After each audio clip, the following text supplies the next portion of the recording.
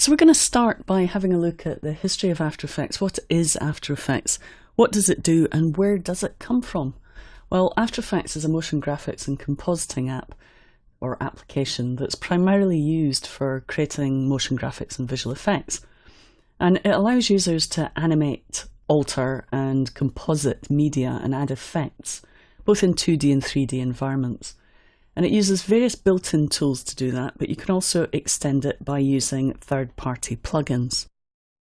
And if we have a look here, we see the original team that created After Effects, a small startup company. And this is a picture of them in around 1991. And from left to right, we have David Herbstman, David Simons, David Foster, Greg Diocampo, Ben the dog, Sarah Lindsley and Josh Hendricks. Now you'll notice there's a lot of Davids on the After Effects team, so they're Dave H, Dave S, Dave F, etc. And there they are, looking happy with Ben the dog. After Effects was founded by the company COSA, which stands for the Company of Science and Art. And the original After Effects crew drew their code names for products from the menu of a restaurant not far from this office in Apsara. And this is also known as the Plabbed. And you need to ask people in the know why it's known as the Plabbed. So I'll leave that for you to discover yourself. Dave Simon says, "We just visited that restaurant and apparently not much has changed. I just ate some lort, which are tiny egg rolls, and some nim chow, which together cover 3 of the early codenames, lort, egg and nim chow." Version 1 was codenamed Egg, and it was released in 1993, and it was bought by Aldus, who eventually merged with Adobe, who own it now today, as we know. It was codenamed Egg, and it had a basic layered compositing with mask, effects, transforms, and keyframes. And it was only available on the Mac. Now you'll notice if you look here that it doesn't actually look that much different to how After Effects looks now. There's still a timeline, but notice the Layers panel is separate from the timeline. But everything else is pretty much the same. There's an Effect Control panel, Project panel, and Comp panel. And then version 1.1 of After Effects added some more effects, and then came version 2, which was known as Teriyaki. It added a time layout window, multi-machine rendering, and frame blending. And then came version 3, Nimchow, which added a render queue, Bezier masking, time remapping, keyframe assistance, velocity graph, motion tracker, motion math. There was loads and loads of new features in version 3.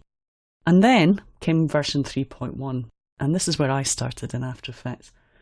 And it added more file formats, multi-processing, advanced keying, and then the Wiggler, Motion Sketch, Smoother, they were all added in 3.1.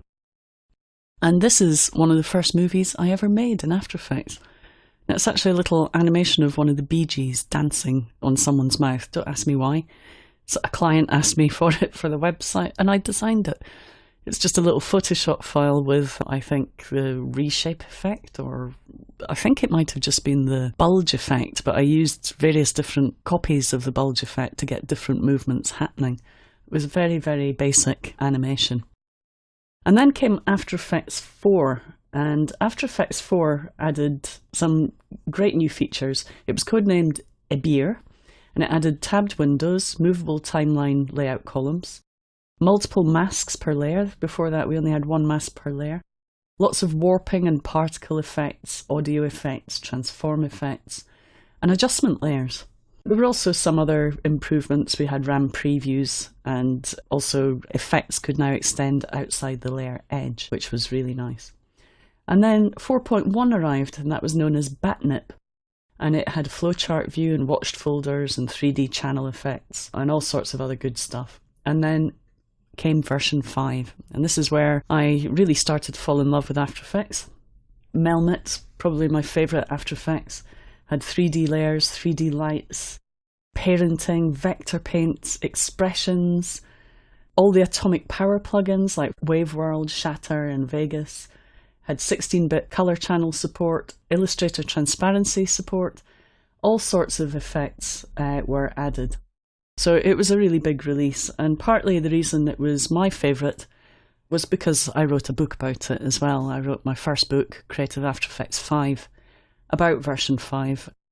And I wrote that with a lovely guy called Paul Tursley, who you may have heard of, great guy, and he taught me a lot about expressions and 3D and parenting. So thanks to Paul for all his help over the years. So this is a showreel of mine, of part of my showreel, and this was one of the first serious projects I worked on, which was a film for the Cook Museum in Middlesbrough, where I composited text over footage. And at the time I just had to use masks to make text appear and disappear over time. So that was one of my first jobs on After Effects 5. And then of course came After Effects 6, Food Fight, which added paint, scripting, text animators, OpenGL support, Roto Bezier masks, Keylight, Liquify, tons and tons of good stuff. And then 6.5, Shonbon, added Advanced Clone Tool, Presets Gallery, Grain Management and Final Effects plugins, amongst other things. Colour Finesse was bundled as well. And then 7 came out, Clam Chop was the codename for that.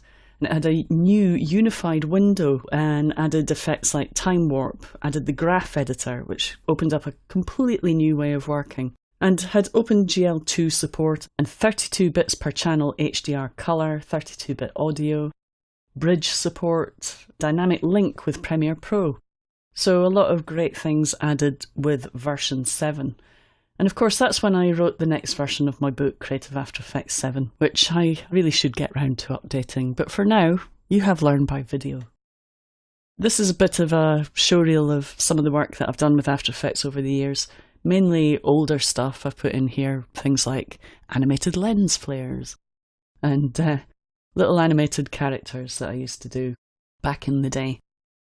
Then there was After Effects CS3. CS3 brought in shape layers, the puppet tool, brainstorm, clip notes, vanishing point. That was a great update. And then CS4, Chinchillada, quick search in the projects and timeline, mini flowchart view, breadcrumbs, live PSD 3D layer import, etc, etc. And then of course there was CS5, and we all know CS5 and 5.5. We had a lot of great things. Escargot was the codename for CS5. And it had the Roto Brush tool, Refine Matte Effect, Mocha, LUT support, AVC Intra support, Red support, and various new plugins. And then came CS6, which is the version that we're at now, a new version of After Effects, and you'll see that the application has come on a long way since the beginning days. It now has persistent disk cache and other caching improvements that make it a lot faster to work in After Effects. There's a 3D camera tracker and loads of new 3D features, including the Raytrace 3D renderer, beveled and extruded text and shape layers, bendable footage and composition layers, environment maps, new material options, variable width mask feathering, layer bounding box and selection indicator improvements, and vector art footage to shape conversion, as well as things like rolling shutter repair. And you can find out about all these things in this course.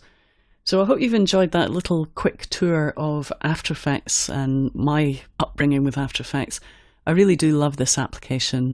I used to get bored with things very, very quickly, and then I discovered After Effects, and how many ever years later, 17 years later, I'm still not bored, and I'm still finding new things to do with such a great application. So thanks a lot to the After Effects team for creating such great software, and also creating such a great partner for me to create this training movie with. Todd Capriva, my partner, has been a really important part of the After Effects team for many years, and I'm very pleased to be working with him on this. So let's dive into the tutorials. Come on, join me and Todd in learning some After Effects.